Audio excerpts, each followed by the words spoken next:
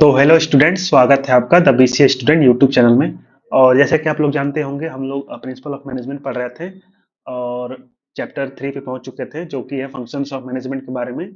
और functions of management इस पूरे सब्जेक्ट यानी कि प्रिंसिपल ऑफ मैनेजमेंट का सबसे इंपॉर्टेंट टॉपिक है, जो कि इसमें टोटल 5 फंक्शंस होते हैं: प्लानिंग, ऑर्गेनाइजिंग, स्टाफिंग, डायरेक्टिंग और कंट्रोलिंग। और जिसमें से कि हम लोग ने पहले के 3 यानी कि प्लानिंग, ऑर्गेनाइजिंग और स्टाफिंग ऑलरेडी कवर कर चुके हैं पिछले वीडियोस में।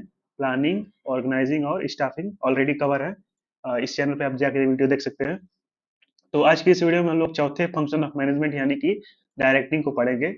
और आगे नेक्स्ट वीडियो में हम लोग कंट्रोलिंग को कवर करेंगे। तो चलिए शुरू करते हैं आज की इस वीडियो को, यानी कि डायरेक्टिंग, बिना किसी टाइम पास के।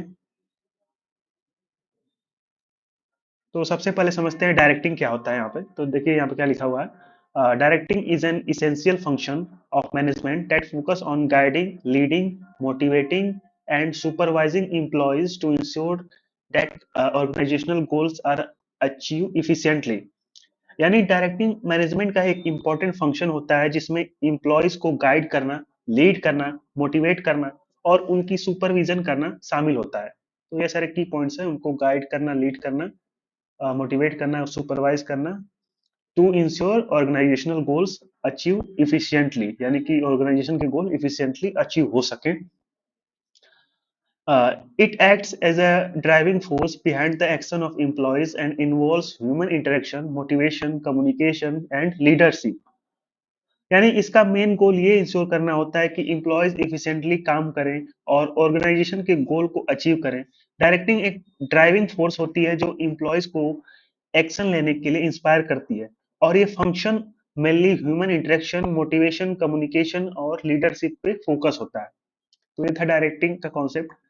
चलिए मीनिंग ऑफ डायरेक्टिंग समझते हैं। तो directing refers to the managerial function, जैसा कि आप लोग जानते होंगे। टोटल 5 फंक्शंस ऑफ मैनेजमेंट में से एक ये भी है, directing, of leading employees and giving them clear instruction to accomplish task efficiently. यानी डायरेक्टिंग का मतलब एम्प्लॉय को लीड करना और उन्हें क्लियर इंस्ट्रक्शन देना, ताकि वो अपने काम इफिशिएंटली कर सके। It involves guiding and influencing employees to ensure that they perform their role effectively towards and work towards the organizational objective. Uh, इसमें एम्प्लॉयज को गाइड करना और इन्फ्लुएंस करना शामिल होता है, जिससे वो अपने रोल्स को इफेक्टिवली परफॉर्म कर सके और ऑर्गेनाइजेशन के ऑब्जेक्टिव को पूरा कर सके। डायरेक्टिंग का काम होता है कि वर्कफोर्स को ऑर्गेनाइजेशन के विजन के ऑब्जेक्टिव के साथ अलाइन करे। वही चीज यहाँ पे लिखी हुई है: directing is align with the organisational vision and objective.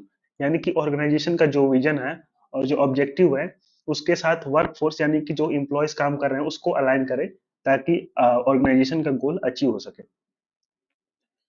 अब चलिए कुछ की एस्पेक्ट ऑफ डायरेक्टिंग देख लेते हैं, यानी कि कुछ इंपॉर्टेंट पार्ट्स डायरेक्टिंग के क्या होते हैं। डायरेक्टिंग के कुछ की एस्पेक्ट होते हैं जो इस फंक्शन को सक्सेसफुल बनाते हैं। तो इसमें सबसे पहला है leadership. Providing direction and leadership to employees to ensure they understand their task and perform them effectively. यानी लीडरशिप का मतलब है एम्प्लॉयज को डायरेक्शन और लीडरशिप प्रोवाइड करना, ताकि वो अपने टास्क को अच्छे से समझ सके और उन्हें इफेक्टिवली कंप्लीट कर सके। यानी एक तरफ से गाइडेंस कर सकते हैं, एम्प्लॉय को दिया जाता है एक व्यक्ति की तरफ से, जो कि लीडर कहलाता है, जो कि उस पूरी टीम को लीड करता है। अब दूसरा पार्ट है motivation. Employees must be motivated to put in their best effort to achieve organizational goals.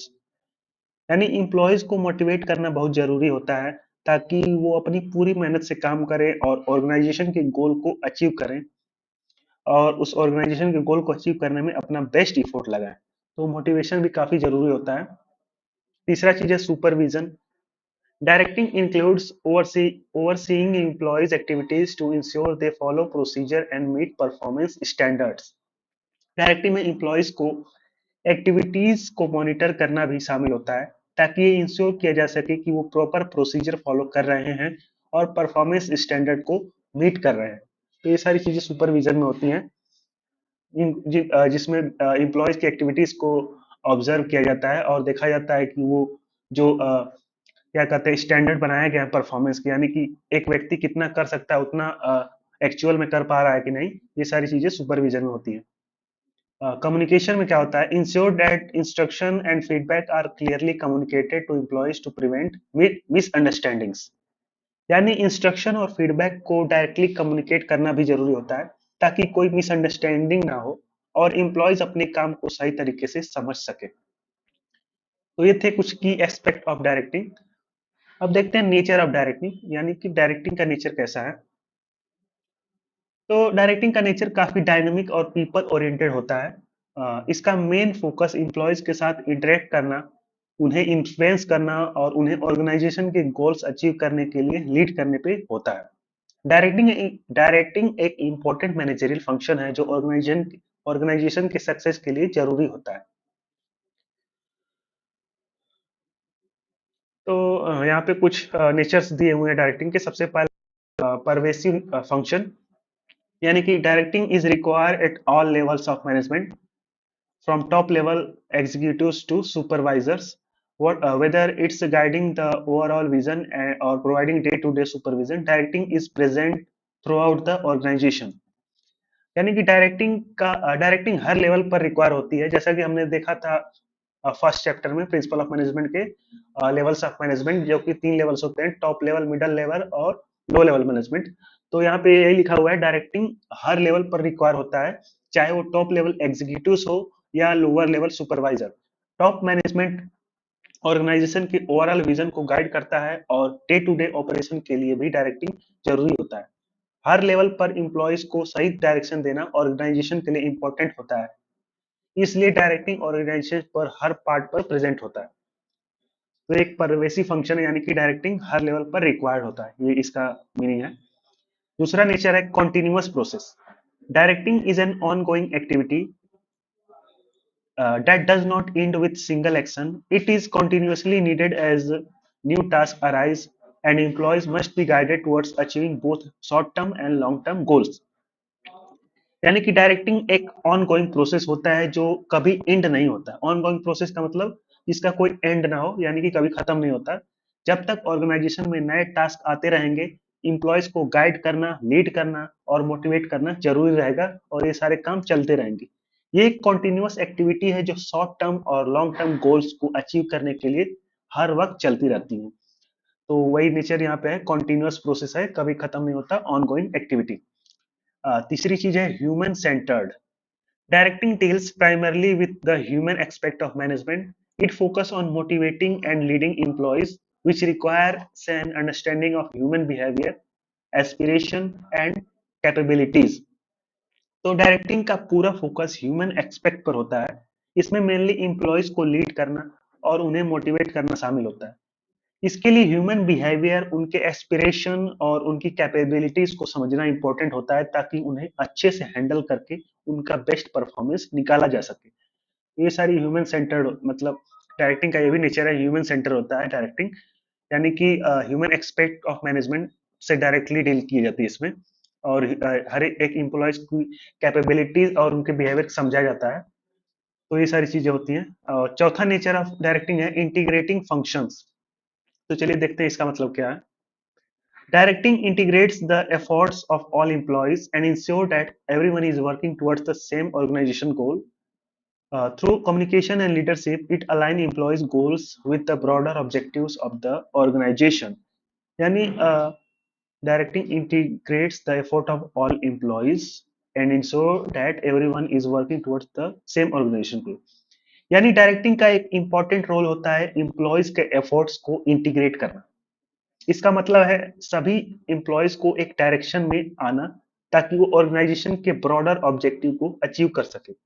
Communication और लीडरशिप के जरिए डायरेक्टिंग इंश्योर करता है कि सब एम्प्लॉयज काम को एक ही गोल के तरफ कर रहे हों। तो ये इंटीग्रेटिंग फंक्शन हो जाता है नेचर ऑफ डायरेक्टिंग, जिसमें ऑल एम्प्लॉयज को इंश्योर किया जाता है कि सेम गोल की तरफ काम कर रहे हों, working towards the same goal. All employees working towards the same goal. Through communication and leadership, it aligns employees' goal with broader objective of the organization। तो कम्युनिकेशन और लीडरशिप के थ्रू ये सारी अचीव की जाती है। चलिए पांचवा नेचर देखते हैं डायरेक्टिंग का, जो कि है creative activity. Directing brings out the best in employee by encouraging them to contribute their talent, ideas to organization. It fosters creativity and innovation through leadership and motivation. तो इसका क्या मतलब है? इसका मतलब है डायरेक्टिंग एक क्रिएटिव एक्टिविटी भी है, क्योंकि ये एम्प्लॉयज को अपने टैलेंट और आइडियाज कंट्रीब्यूट करने के लिए इनकरेज करती है। जब लीडरशिप और मोटिवेशन सही होता है तो एम्प्लॉयज क्रिएटिविटी और इनोवेशन के साथ काम करते हैं, जो ऑर्गेनाइजेशन के ग्रोथ के लिए बहुत जरूरी होता है। तो जो कि पिछला नेचर था डायरेक्टिंग का, इंटीग्रेटिंग फंक्शन, यानी कि कम्युनिकेशन और लीडरशिप के थ्रू सेम गोल को अचीव किया जाता है। यदि कम्युनिकेशन और लीडरशिप अच्छी है तो एम्प्लॉयज को इंकरेजमेंट मिलता है कि वो अपने क्या कहते हैं टैलेंट और आइडियाज को कंट्रीब्यूट करें ऑर्गेनाइजेशन के लिए, जो कि directly it foster creativity and innovation through leadership and motivation, वही चीज लिखी हुई है, जो कि ओवरऑल ऑर्गेनाइजेशन की ग्रोथ को इम्पैक्ट करता है या उसे सुधारता है। लास्ट नेचर है डायरेक्टिंग का result oriented. Directing ensures that the employees work effectively and efficiently towards achieving the goal set during the planning process. It is focused on achieving the desired results by guiding and motivating employees. यानी directing का main focus result पर होता है। इसका मतलब है कि directing ensure करता है कि एम्प्लॉयज अपने काम को इफेक्टिवली और एफिशिएंटली करें, ताकि प्लानिंग प्रोसेस के दौरान जो गोल सेट किए गए हैं उन्हें अचीव किया जा सके। डायरेक्टिंग के जरिए एम्प्लॉयज को गाइड और मोटिवेट करके डिजायर रिजल्ट पर पहुंचा जा सकता है या पहुंचना पॉसिबल होता है। ये था रिजल्ट ओरिएंटेड। जैसा कि आप जानते होंगे फंक्शंस ऑफ मैनेजमेंट का सबसे पहला पार्ट है प्लानिंग, और प्लानिंग में सारी चीजें डिसाइड हो जाती हैं कि ऑर्गेनाइजेशन किस गोल या ऑब्जेक्टिव के लिए काम करेगा। तो वही चीज यहाँ पे लिखी हुई है। Directing ensure the employees work effectively and efficiently towards the achieving the goal set during the planning process, यानी कि प्लानिंग प्रोसेस में जो गोल सेट हुआ है उसे अचीव करने के लिए एम्प्लॉयज को काम कराया जाता है इफेक्टिवली और इफिशिएंटली। तो ये था result oriented nature of directing. तो यहाँ पे सारे नेचर ऑफ डायरेक्टिंग कंप्लीट होते हैं। पहला था परवेसिव फंक्शन, यानी कि ये सभी लेवल्स ऑफ मैनेजमेंट में रिक्वायर होता है। परवेसिव यानी कि require at all levels of management. दूसरा था कॉन्टिन्यूअस प्रोसेस, यानी कि ये कभी एंड नहीं होता। Directing is N on going activity, यानी कि ये हमेशा चलता रहता है डायरेक्टिंग। और तीसरा नेचर था ह्यूमन सेंटर्ड, यानी कि मोटिवेटिंग एंड लीडिंग एम्प्लॉयज, यानी कि इसे ह्यूमन सेंटर एक नेचर इसका होता है डायरेक्टिंग, यानी कि direct human aspect of management के लिए डील करता है डायरेक्ट। चौथा, तो इसमें क्या किया जाता था, ऑल एम्प्लॉयज को वर्किंग टुवर्ड्स सेम, यानी कि ऑर्गेनाइजेशन का जो गोल है तो सभी एम्प्लॉयज सेम गोल के लिए वर्क करते थे थ्रू कम्युनिकेशन एंड लीडरशिप के जरिए। पांचवा नेचर था क्रिएटिविटी एक्टिव, यानी कि जब कम्युनिकेशन और लीडरशिप अच्छी रहेगी तो एम्प्लॉयज को इंकरेजमेंट मिलेगा, ताकि वो अपना टैलेंट और आइडियाज भी शेयर करें या कंट्रीब्यूट करें टू द ऑर्गेनाइजेशन के लिए। तो ये था क्रिएटिव एक्टिविटी।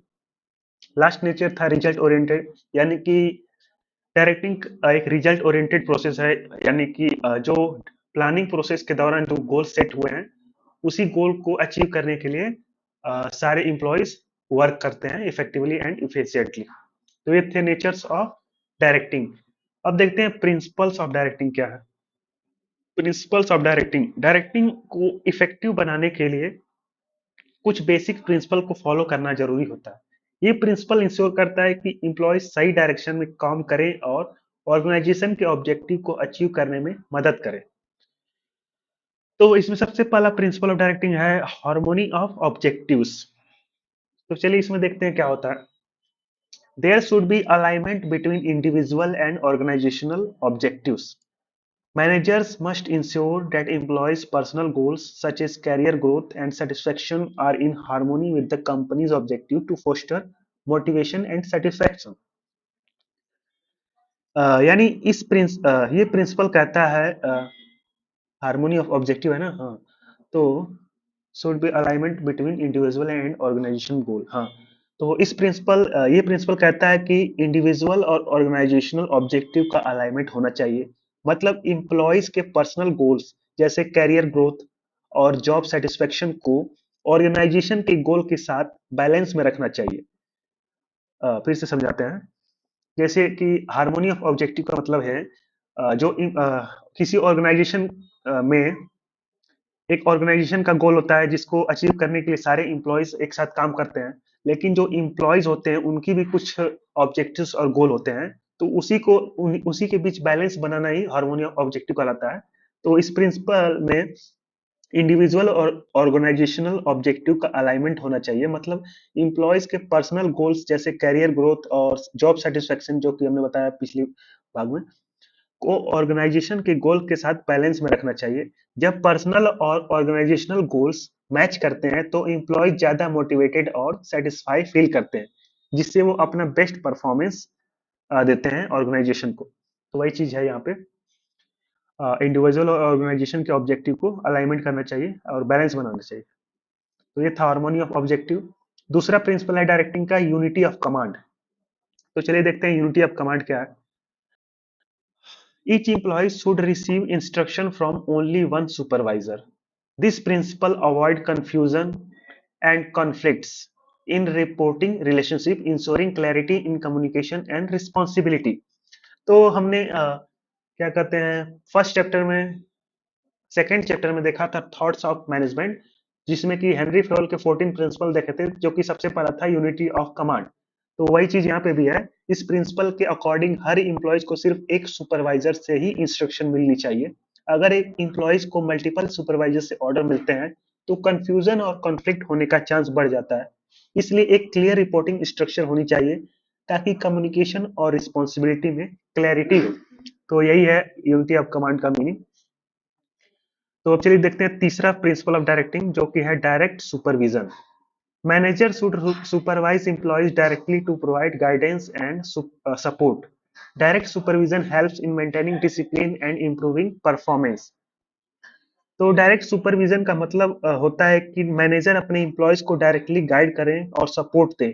जब मैनेजर्स अपने एम्प्लॉयज पर डायरेक्ट नजर रखते हैं तो डिसिप्लिन मेंटेन करने और परफॉर्मेंस को इम्प्रूव करने में मदद मिलती है।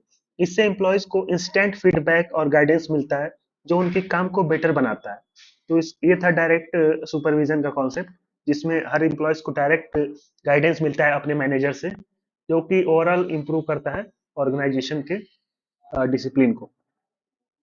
तो ये था डायरेक्ट सुपरविजन। अब चौथा प्रिंसिपल है डायरेक्टिंग का, employees should be motivated. Motivation है आपका चौथा प्रिंसिपल। तो employees should be motivated through financial and non financial rewards to encourage better performance. A motivated workforce is more productive and engage. यानी employees को motivate करना जरूरी होता है ताकि वो बेटर परफॉर्मेंस दे। मोटिवेशन फाइनेंशियल और नॉन फाइनेंशियल रिवॉर्ड के थ्रू दिया जा सकता है, जैसे सैलरी हाइक्स, प्रमोशंस, एप्रिसिएशन या रिकॉग्निशन। जब एम्प्लॉयज मोटिवेटेड होते हैं तो वो प्रोडक्टिव और इंगेज रहते हैं और अपने काम में अपना बेस्ट देते हैं। तो ये था मोटिवेशन का कॉन्सेप्ट। अब पांचवा प्रिंसिपल देखते हैं डायरेक्टिंग का, जो कि है effective communication. Clear and open communication is essential for directing. Managers should ensure that their instruction and expectation are communicated effectively to employees to avoid misunderstandings. यानी डायरेक्टिंग के लिए क्लियर और ओपन कम्युनिकेशन होना बहुत जरूरी है। मैनेजर्स को ensure करना चाहिए कि उनके इंस्ट्रक्शन और एक्सपेक्टेशन उनके इंस्ट्रक्शन और एक्सपेक्टेशन एम्प्लॉयज तक क्लियरली पहुंचे ताकि कोई मिसअंडरस्टैंडिंग ना हो। जब कम्युनिकेशन इफेक्टिव होता है तो एम्प्लॉयज अपने रूल्स और रिस्पॉन्सिबिलिटी को अच्छे से समझ पाते हैं। तो ये था इफेक्टिव कम्युनिकेशन का कॉन्सेप्ट, जो कि था पांचवा प्रिंसिपल ऑफ डायरेक्टिंग। अब इसके बाद है leadership. Effective directing requires strong leadership. Effective directing requires strong leadership. A good leader inspires and influences employees, setting a positive example and guiding them towards achieving both personal and organizational goal. तो effective directing के लिए strong leadership जरूरी होती है।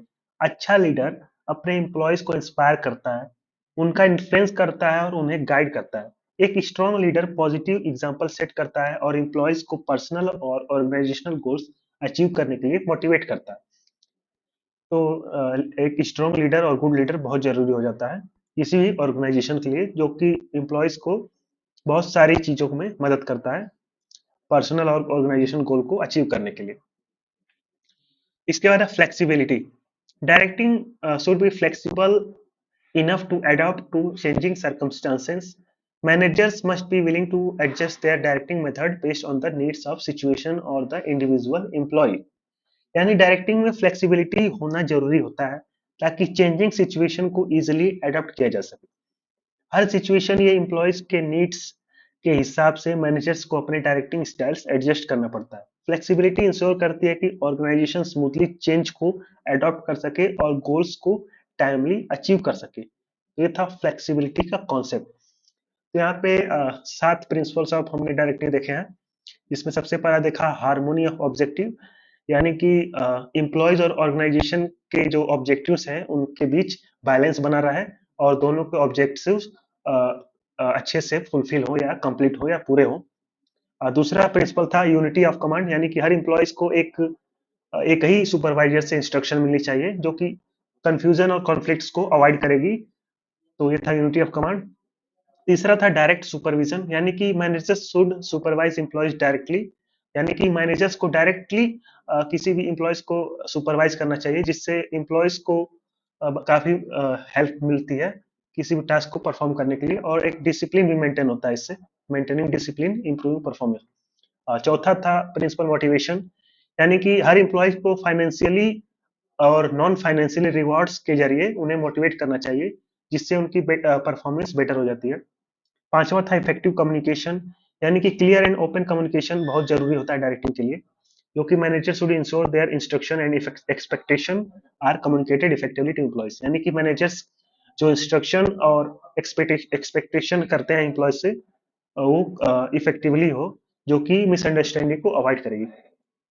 इसके बाद था leadership, यानी कि डायरेक्टिव में एक स्ट्रॉन्ग लीडर का होना बहुत जरूरी होता है। गुड लीडर इंस्पायर करता है हर एम्प्लॉयज को, setting positive example guiding them towards achieving both personal and organization goal. इसके बाद देखा हमने फ्लेक्सिबिलिटी, यानी डायरेक्टिंग शुड बी फ्लेक्सिबल होनी चाहिए enough to adopt changing circumstances, यानी कि कुछ चेंजेस के दौरान डायरेक्टिंग को भी उसके हिसाब से चेंज हो जाना चाहिए। फ्लेक्सिबिलिटी का मतलब यही होता है।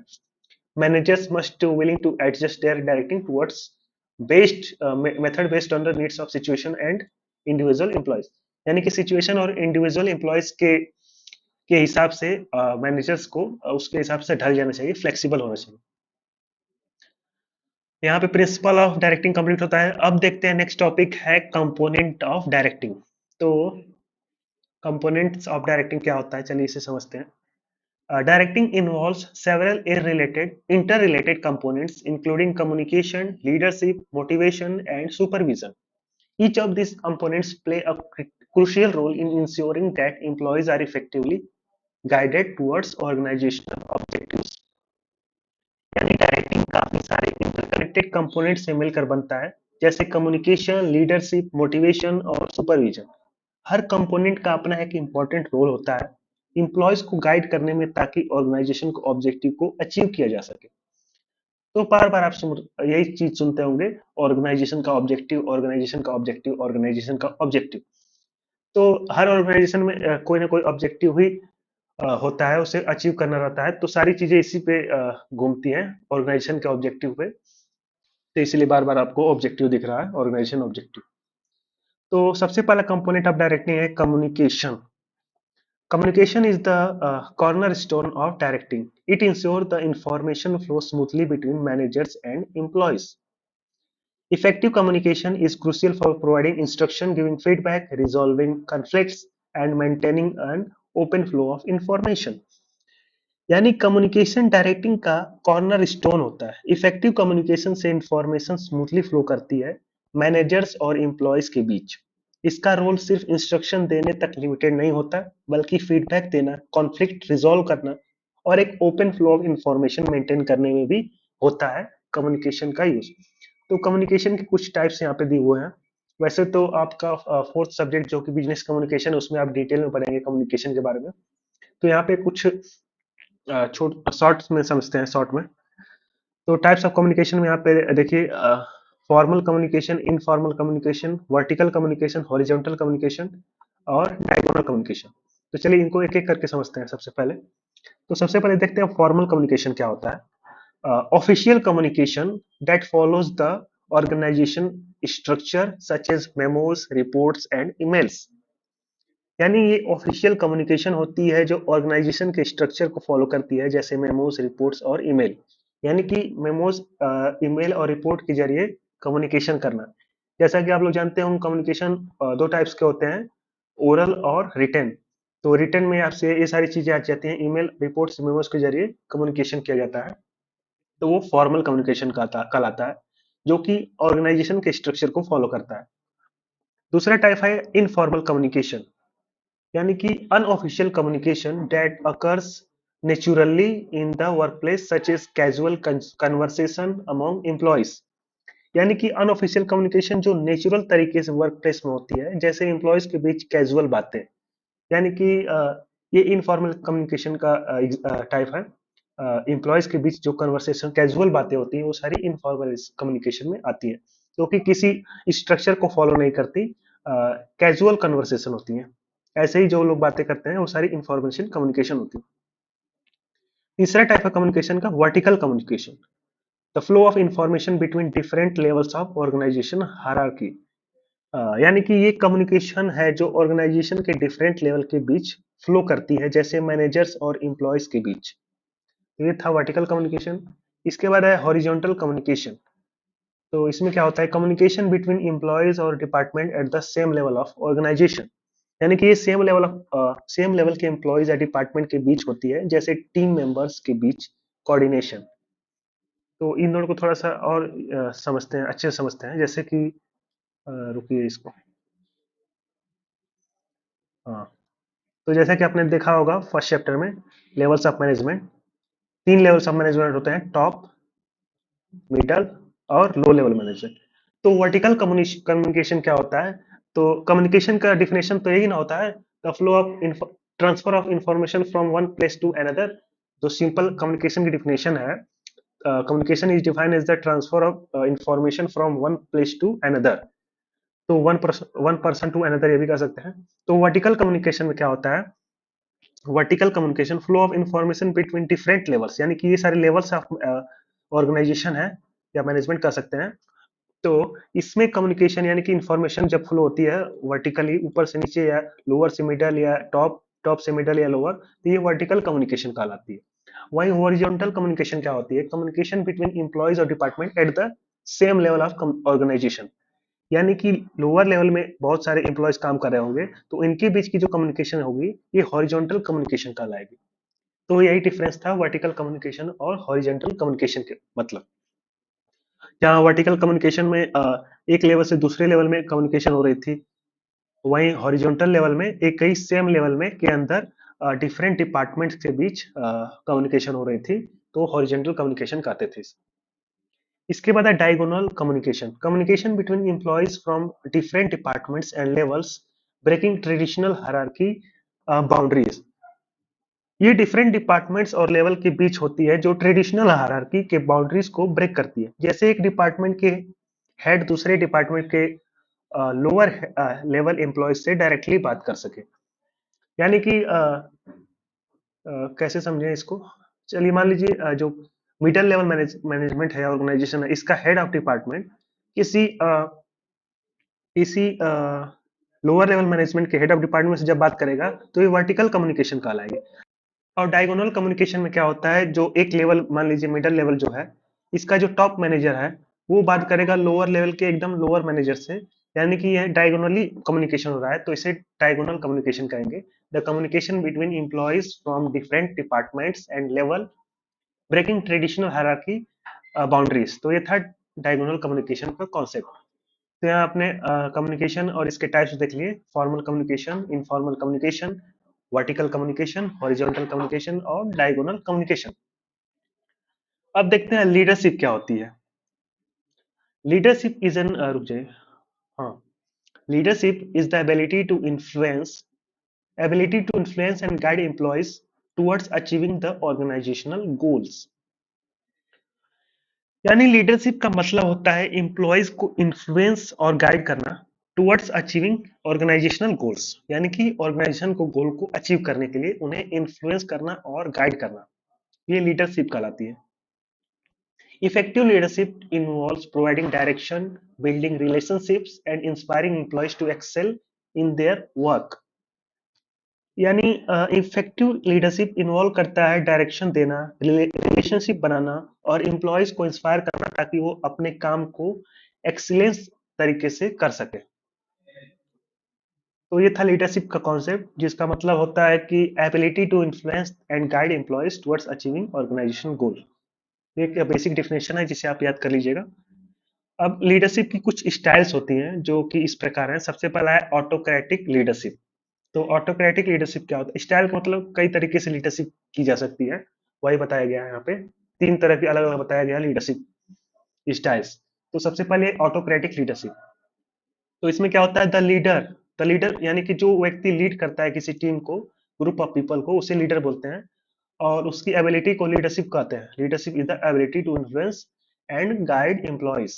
तो the leader makes decision independently and expect employees to follow instruction without input. यानी कि इस स्टाइल में लीडर डिसीजन इंडिपेंडेंटली लेता है और एम्प्लॉयज से एक्सपेक्ट करता है कि वो बिना इनपुट दिए इंस्ट्रक्शन को फॉलो करें। तो ये होता है ऑटोक्रेटिक लीडरशिप। दूसरा है democratic leadership. The leaders the leader involves employees in decision making, encouraging participation and feedback। यहाँ लीडर एम्प्लॉयज को डिसीजन मेकिंग में इन्वॉल्व करता है और पार्टिसिपेशन और फीडबैक इंकरेज करता है। तो ये होता है डेमोक्रेटिक लीडरशिप। तीसरा लीडरशिप स्टाइल शुरू करने से पहले इन दोनों में थोड़ा हम और डिफरेंस समझा देते हैं। तो ऑटोक्रेटिक यानी कि यहाँ पे थोड़ा सा डायग्राम से समझाते हैं। यहाँ पे मान लीजिए ये सब इम्प्लॉयज हैं, ग्रुप ऑफ पीपल हैं, जिन्हें लीड कर रहा है एक व्यक्ति जो कि लीडर कहलाता है। तो ये लीड कर रहा है इन लोगों को। तो लीड करना यानी कि लीड करने में कुछ डिसीजन लिए जाते हैं जो कि इंडिपेंडेंटली लिए जाता है इस लीडर के थ्रू। यानी कि लीडर्स मेक डिसीजन इंडिपेंडेंटली, यानी कि ये जो डिसीजन लेगा इंडिपेंडेंटली लेगा, बिना किसी के सहमति के या किसी के कंट्रीब्यूशन के। तो और एक्सपेक्ट करेगा एम्प्लॉयज से कि वो फॉलो करे वो सारे इंस्ट्रक्शन को विदाउट इनपुट। तो ये होता है ऑटोक्रेटिक लीडरशिप। और यही डेमोक्रेटिक लीडरशिप में क्या होता है? ये जो लीडर होता है और इम्प्लॉयज होते हैं, इनके बीच म्यूचुअल अंडरस्टैंडिंग होती है डिसीजन मेकिंग के लिए, जो कि इंकरेज करता है पार्टिसिपेशन एंड फीडबैक के लिए। यानी कि डेमोक्रेटिक लीडरशिप में जो इम्प्लॉयज होते हैं वो भी इन्वॉल्व होते हैं डिसीजन मेकिंग में। तो इसलिए इसे डेमोक्रेटिक लीडरशिप बोलते हैं। तो ये डिफरेंस है ऑटोक्रेटिक लीडरशिप और डेमोक्रेटिक लीडरशिप स्टाइल में। जहाँ ऑटोक्रेटिक में सिर्फ लीडर इंडिपेंडेंटली डिसीजन लेता था, वही डेमोक्रेटिक में इम्प्लॉयज भी उसमें इन्वॉल्व होते हैं। तो ये था ऑटोक्रेटिक और डेमोक्रेटिक। तीसरा स्टाइल है लीडरशिप का, लाइसेंस फेयर लीडरशिप। तो इस स्टाइल में लीडर क्या करता है? The leader provides minimal minimal supervision and allow employees to make decision independently. तो इस स्टाइल में लीडर मिनिमल सुपरविजन प्रोवाइड करता है और एम्प्लॉयज को इंडिपेंडेंटली डिसीजन लेने के लिए कहता है या डिसीजन लेने के लिए अथॉरिटी देता है। तो यहाँ पे एक जैसे लीडर होगा एक, और यहाँ पे एम्प्लॉयज होंगे। तो ऑटोक्रेटिक में तो सिर्फ ये लीडर डिसीजन लेता था। डेमोक्रेटिक में ये दोनों लोग म्यूचुअल अंडरस्टैंडिंग थ्रू दोनों लोग इन्वॉल्व होते थे, यानी कि एम्प्लॉयज और लीडर। वहीं इस लास्ट वाले लाइसर फेयर लीडरशिप में क्या होता है? लीडर्स प्रोवाइड मिनिमल सुपरविजन, यानी कि ये बहुत ही कम सुपरविजन प्रोवाइड करता है इन दोनों एम्प्लॉयज के ऊपर, और इन्हें अलाउ करता है कि ये इंडिपेंडेंटली डिसीजन ले सके, यानी कि एम्प्लॉयज को अलाउ कर देता है इंडिपेंडेंटली डिसीजन लेने के लिए। ये था लाइसेंस फेयर लीडरशिप। ये ये थी तीन स्टाइल्स ऑफ लीडरशिप।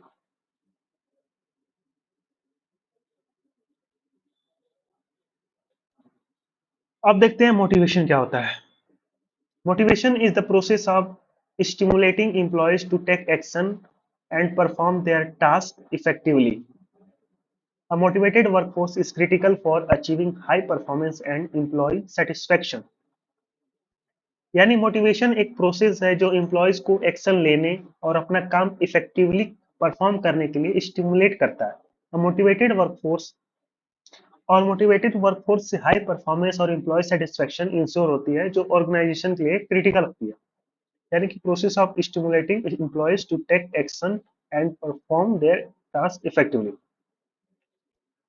तो यहाँ पे कुछ टाइप्स ऑफ मोटिवेशन दी हुए हैं।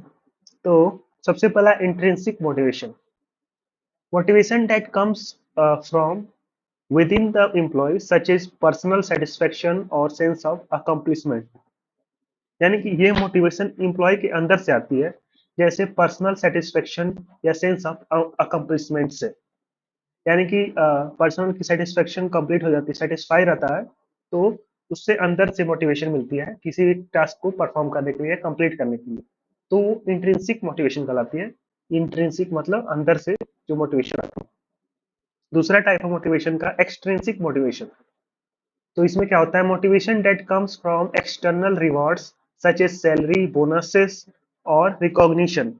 यानी कि ये एक्सटर्नल रिवार्ड्स के थ्रू आती है, जैसे सैलरी, बोनस या रिकॉग्निशन मिलने से एम्प्लॉयज को मोटिवेशन मिलता है किसी काम को करने के लिए, तो ये एक्सट्रिंसिक मोटिवेशन कहलाती है। तो ये था टाइप्स ऑफ मोटिवेशन। अब देखते हैं सुपरविजन क्या होता है। Supervision involves overseeing the work of employees to ensure that tasks are completed according to the established standards and procedures. Supervision provides continuous feedback, resolves conflicts, and ensures that employees stay focused on their objectives. यानी supervision का मतलब होता है employees के काम को oversee करना, ताकि टास्क स्टेबलाइज स्टैंडर्ड्स और प्रोसीजर के अकॉर्डिंग कंप्लीट हो। सुपरविजन कंटिन्यूअस फीडबैक प्रोवाइड करता है, कॉन्फ्लिक्ट को रिजॉल्व करता है और इंश्योर करता है कि एम्प्लॉयज अपने ऑब्जेक्टिव पर फोकस रहे। तो ये था सुपरविजन का कॉन्सेप्ट। अब देखते हैं importance of communication in directing. तो कम्युनिकेशन का इंपॉर्टेंस क्या डायरेक्टिंग में। Effective communication is vital for successful directing. It ensures that employees clearly understand the task and goals set by the management.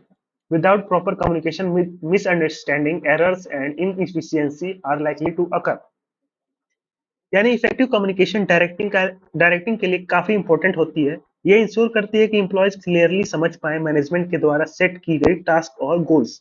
अगर proper communication ना हो तो misunderstandings, errors और inefficiencies होनी काफी लाइकली होती हैं, जो ऑर्गेनाइजेशन की प्रोडक्टिविटी को अफेक्ट कर सकती है। तो कम्युनिकेशन काफी इंपॉर्टेंट होता है डायरेक्टिंग के लिए। तो इसमें सबसे पहला पॉइंट है इंश्योर क्लैरिटी ऑफ इंस्ट्रक्शन। यानी कि कम्युनिकेशन की इंपॉर्टेंस है जो क्या करता है, इंश्योर क्लैरिटी ऑफ इंस्ट्रक्शन। तो इंश्योर क्लैरिटी ऑफ इंस्ट्रक्शन का मतलब क्या होता है, क्लियर कम्युनिकेशन का ये बेनिफिट होता है कि कम एम्प्लॉयज को एग्जैक्टली समझ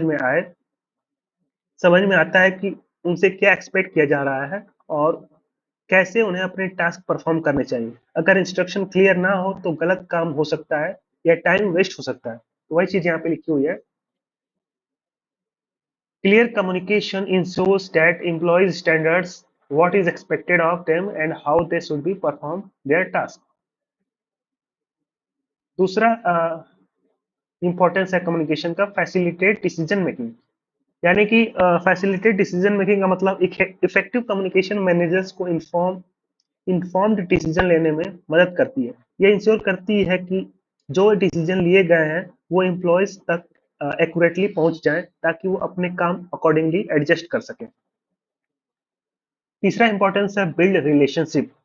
अच्छी कम्युनिकेशन से स्ट्रॉन्ग रिलेशनशिप डेवलप होती है बिटवीन एम्प्लॉयज एंड मैनेजमेंट। जब ओपन और क्लियर कम्युनिकेशन होती है तो ट्रस्ट, रिस्पेक्ट और कोलैबोरेशन प्रमोट होती है, जो ऑर्गेनाइजेशन के लिए फायदेमंद होती है। इसके बाद है इनहेंस मोटिवेशन। तो इनहेंस मोटिवेशन मतलब क्या है, मोटिवेशन के लिए भी कम्युनिकेशन एक क्रिटिकल रोल प्ले करती है। जब एम्प्लॉयज को फीडबैक मिलता है, उनकी अचीवमेंट को रिकॉग्नाइज किया जाता है और उनके कंसर्न को सुना जाता है, तो वो और ज्यादा मोटिवेटेड फील करते हैं अपने काम को इफेक्टिवली करने के लिए। इसके बाद है रिजॉल्व कॉन्फ्लिक्ट्स। ये भी एक इंपॉर्टेंस है कम्युनिकेशन का, रिजॉल्व कॉन्फ्लिक्ट।